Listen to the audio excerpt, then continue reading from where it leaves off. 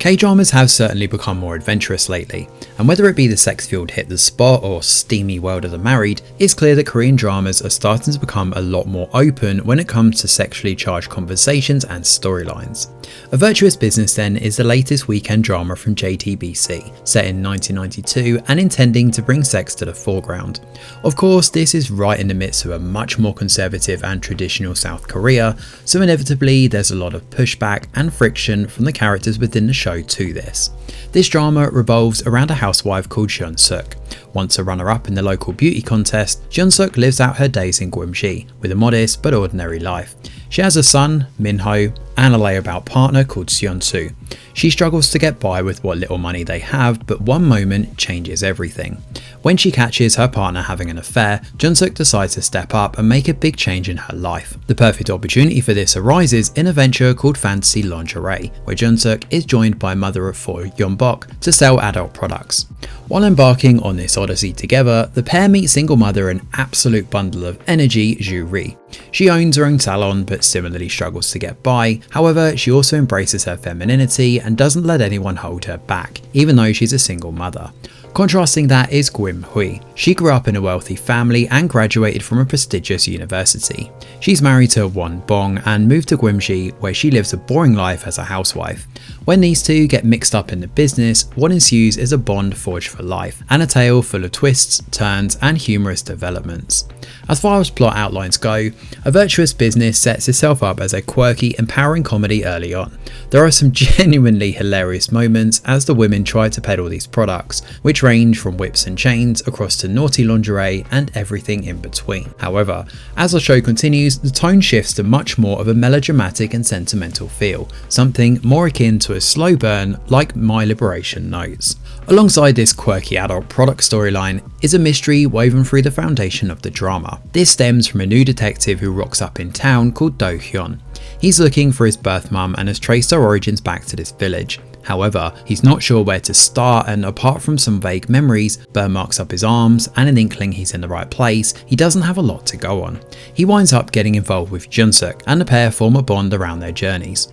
It's quite a nice romance that the pair embark on, but the show similarly tries to add in a few other subplots to flesh the runtime out, which ends up being its biggest Achilles heel. We all know that an ending can make or break a K-drama. Vagabond, for example, had a pulsating storyline only to suddenly come to an abrupt close. Love Alarm Season 2 is another, while the least said about Memories of the Alhambra the better. While I'm not about to spoil what happens here, suffice to say the show does that time jump trope, and it does a lot of damage to these subplots as a result. While the desire in this show is specifically to show Jeon-suk's character journey, developing from this frail and self-conscious wife to an empowering independent woman, the show achieves that at the expense of all the other characters. Yeon-bok and her husband have an arc that's not really resolved. There's no mention of the kids, the tenuous future of the business, and Juri's inevitable relationship are all left with if, buts, and maybes without proper closure. I'm not sure why the show decided to do this, because it does sour some of the better work done earlier in the drama. However, ending woes aside, the show has a really nice vibe to it when it comes to the friendship surrounding the four women. This is easily the strongest part of the whole series and feels like what fellow K-drama 39 was trying to achieve when it dropped on Netflix in 2022. The writers managed to navigate the cliches they all embark on in a fresh and heartwarming way though, while the spotlight shifts across to all four women toward the middle of the drama after exclusively focusing on Jeon-suk's woes for a lot of the opening chapters.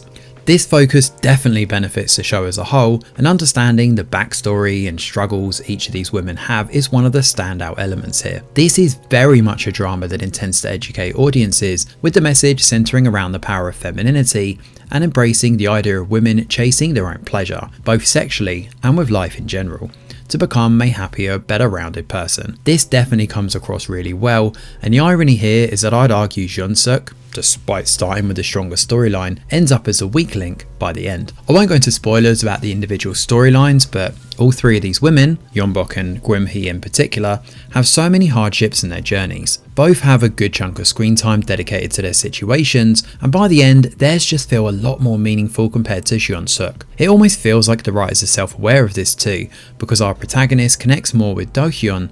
It becomes less about her past and more about her helping others. Aesthetically, the show looks great, and there's a surprising amount of variation to the small town. While sets are reused as you'd expect, the different houses are all distinct, and the costuming department have done a great job with this one, without going too raunchy or all out during the more sexually charged scenes. The flashbacks are woven nicely into the drama too, with the usual blurry edges and dreamy music to emphasise this. The episodes aren't overlong either, which is a bonus, and the editing is pretty sharp across the board. The soundtrack does have some nice tracks on it too, with the title song quirky and upbeat, contrasting some of the more soulful ballads. Despite a few road bumps along the way and a pretty disappointing ending, A Virtuous Business is a fun, well-written drama with empowering themes and a lovely message at its core. The chemistry between the four leads is partly what makes this drama shine so brightly, but it's also helped along by strong backstories and a memorable cast of characters. It's certainly not perfect, but this is a lovely little treat that's well worth checking out. Thanks for watching, and do let us know your thoughts in the comments below. Smash a like or subscribe to the channel, your support is very much appreciated. I'm Greg Wheeler, and from all of us over here at The Review Geek, we'll see you on the next video.